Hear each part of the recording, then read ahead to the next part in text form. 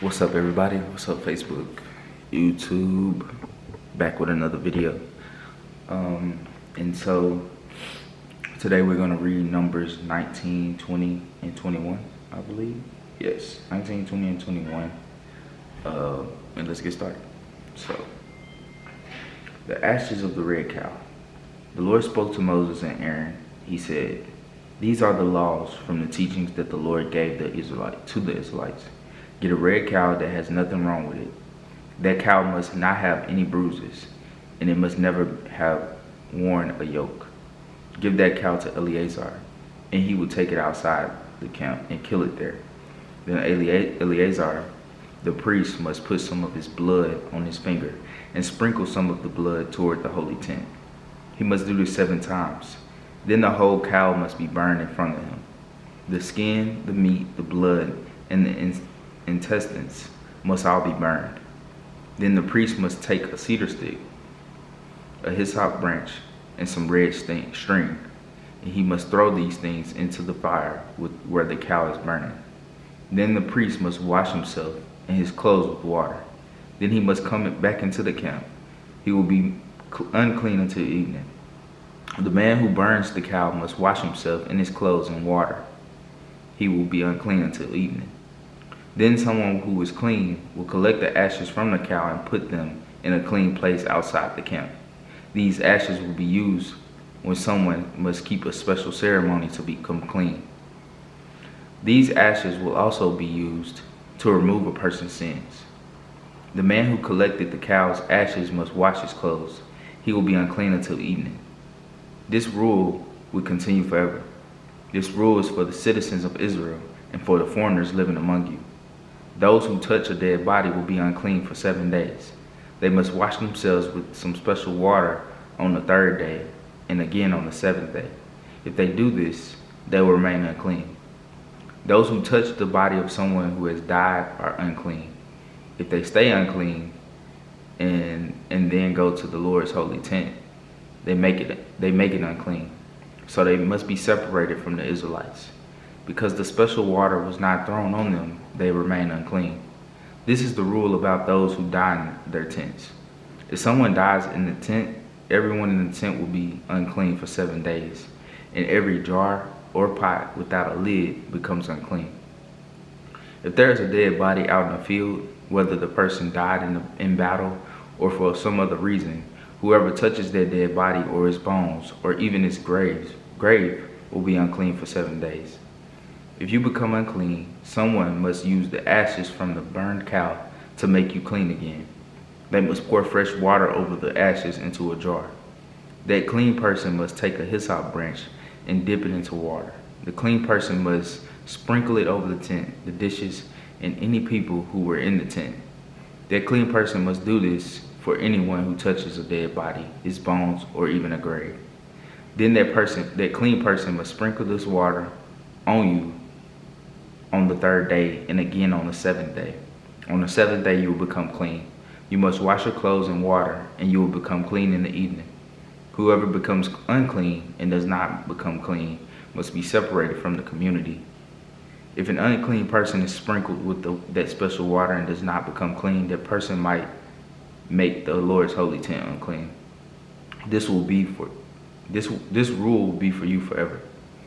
And whoever sprinkled the special water must wash their clothes because they will be unclean until evening. And whoever an unclean person touches will be unclean until evening." Numbers 20. Miriam dies. The Israelites arrived at the desert of Zin in this 1st month of the year. The people stayed at Kadesh. Miriam died and was buried there. Moses makes a mistake. There was not enough water for the people at that place.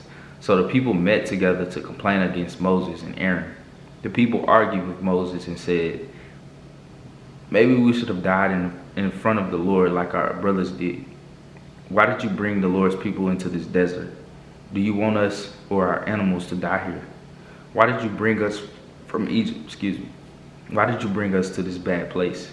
There is no grain, there are no figs, grapes, or pomegranates, and there is no water to drink." So Moses and Aaron left the crowd, and people went to the entrance of the meeting tent. They bowed down to the ground, and the glory of the Lord appeared to them. The Lord spoke to Moses and said, "Get the special walking stick. Take your brother and the crowd of people and go to the rock. Speak to the rock in front of the people. Then the water will flow from the rock, and you can give that water to the people and to their animals."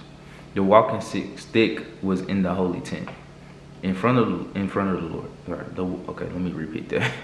The walking stick was in the holy tent in front of the Lord. Moses took the walking stick as the Lord said. Moses and Aaron told the people to meet together in front of the rock.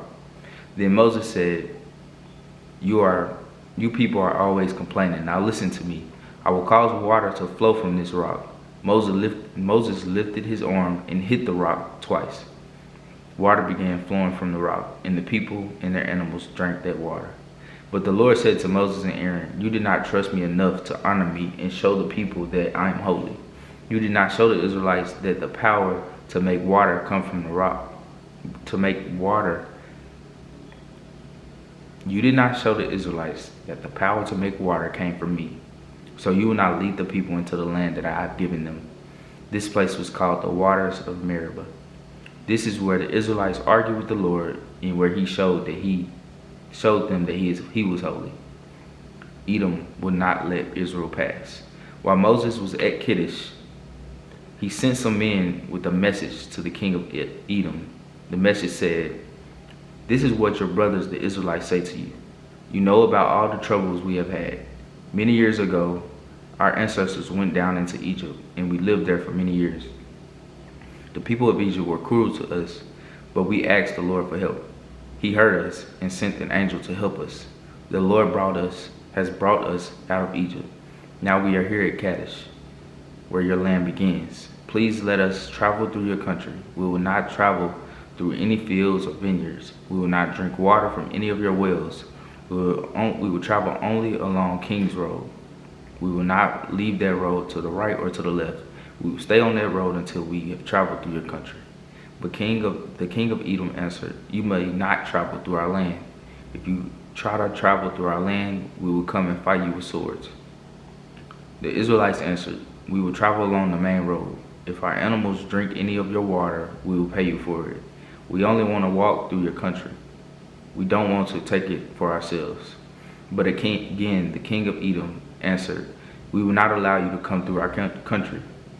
The king of Edom gathered a large and powerful army and went out to fight against the Israelites. The king of Edom refused to let the Israelites travel through his country. So the Israelites turned around and went another way. Aaron dies. All the Israelites traveled from Kadesh to Mount Hor. Mount Hor was near the border of Edom. The Lord said to Moses and Aaron, "It is time for Aaron to die and go be with his ancestors. Aaron will not enter the land that I promised to the Israelites. Moses, I say this to you because both you and Aaron did not fully obey the command I gave you at the waters of Meribah. Now, bring Aaron and his sons Eleazar up to Mount Hor. Take Aaron's special clothes from him and put these clothes on his son Eleazar. Aaron will die there on the mountain. He will go to be with his ancestors." Moses obeyed the Lord's command. Moses, Aaron, and Eleazar went up on Mount Hor. All the Israelites watched them go. Moses removed Aaron's special clothes and put them on Aaron's son Eleazar. Then Aaron died there on the top of the mountain. Moses and Eleazar came back down the mountain. All the Israelites learned that Aaron was dead. So everyone in Israel mourned for 30 days. Numbers 21. War with the Canaanites. The Canaanite king of Arad lived in the Negev. He heard the Israelites were coming on the road to Atharim. So the king went out and attacked the Israelites. Arad captured some of the people and made them prisoners. Then the Israelites made a special promise to the Lord. "Please help us defeat these people. If you do this, we will give their cities to you. We will totally destroy them." The Lord listened to the Israelites and helped them defeat the Canaanites. They completely destroyed the Canaanites and their cities. So that place was named Hormah, the bronze snake. The Israelites left Mount Hor and traveled on the road that goes to the Red Sea. They did this to go around the country of Edom. But the people became impatient. They began complaining against God and Moses. The people said, "Why did you bring us out of Egypt? We will die here in the desert. There is no bread and no water, and we hate this terrible food." So the Lord sent poisonous snakes among the people. The snakes bit the people, and many of the Israelites died. The people came to Moses and said, "We know that we have sinned when we spoke against the Lord and against you. Pray to the Lord, ask him to take away these snakes." So Moses prayed to them. The Lord said to Moses, "Make a bronze snake and put it on a pole. If anyone is bitten by a snake, that person should look at the bronze snake on the pole. Then that person will not die." So Moses made a bronze snake and put it on a pole. Then, when a snake bit anyone, that person looked at the bronze snake and on the pole and lived. The trip to Moab. The Israelites left that place and camped at Oboth. Then they left Oboth and camped at Abiram in the desert east of Moab. They left that place and camped in Zered Valley. Then they moved and camped across from the Arnon River in the desert. This river started at the Ammonite border. The valley was the border between Moab and the Amorites. This is why these words are written in the book of the wars of the Lord. In Waheb, in Suphah, the valleys of the Arnon, the hills by the valleys that lead to the town of Ar. These places are at the border of Moab. The Israelites left that place and traveled to Beer. There is a well in Beer where the Lord said to Moses, "Bring the people together here, and I will give them water." Then the Israelites sang this song: "Well, flow with water, sing about it. Great men dug this well, important leaders dug this well. They dug this well with their staffs and walking sticks. It is a gift in the desert." The people traveled from Matana to Nahalal. Then they traveled from Nahalal to Bamoth. They traveled from Bamoth to the valley of Moab. In this place, the top of the Mizpah mountain looks over the desert, Sihon and Og. The Israelites sent some men to King Sihon of the Amorites. The men said to the king, "Allow us to travel through your country. We will not go through any field or vineyard. We will not drink from any of your wells. We will travel along the king's road. We will stay on that road until we have traveled through your country." But King Sihon would not allow the Israelites to travel through his country. He gathered together his army and marched out to the desert to fight against the Israelites. The king's army fought against the Israelites at Jahaz. But the Israelites defeated the king and took his land from the Arnon River to the Jabbok River. The Israelites took that land as far as the Ammonite border. They stopped at the border because it was strongly defended by the Ammonites. Israel took all the Ammonite cities, or Amorite cities, and began living in them. They defeated the city of Heshbon and all the small towns around it. Heshbon was the city where Sihon, the Amorite king, lived. In the past, Sihon had fought with the king of Moab. Sihon had taken the land as far as the Arnon River. That is why the singers sing this song: "Go in and rebuild Heshbon. Make Sihon's city strong." A fire began in Heshbon. That fire began in Sihon city. The fire destroyed Ar and Moab. It burned the hills above Arnon River. It is bad for you, Moab. You lost Shemash's people.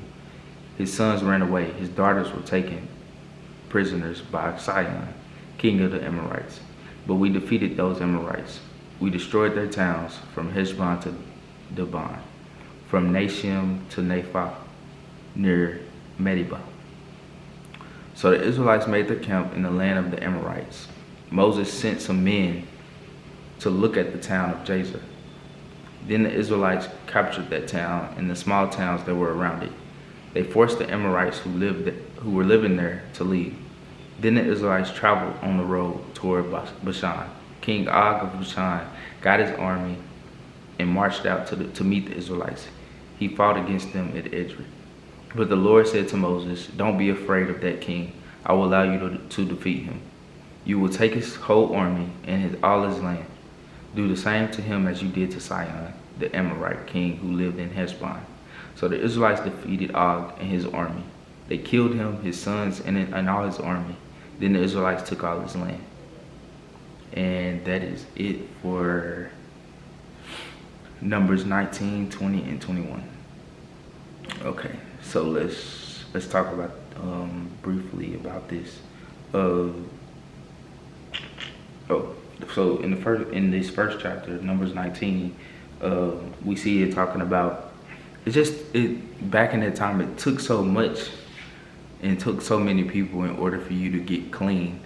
Like, it's like, in order for one person to get clean, another clean person had to use ashes and do all of these things in order for that person to get clean. So if they touched a dead body, then they gotta go get cleaned. Or, if an unclean person touched another clean person, that person became unclean.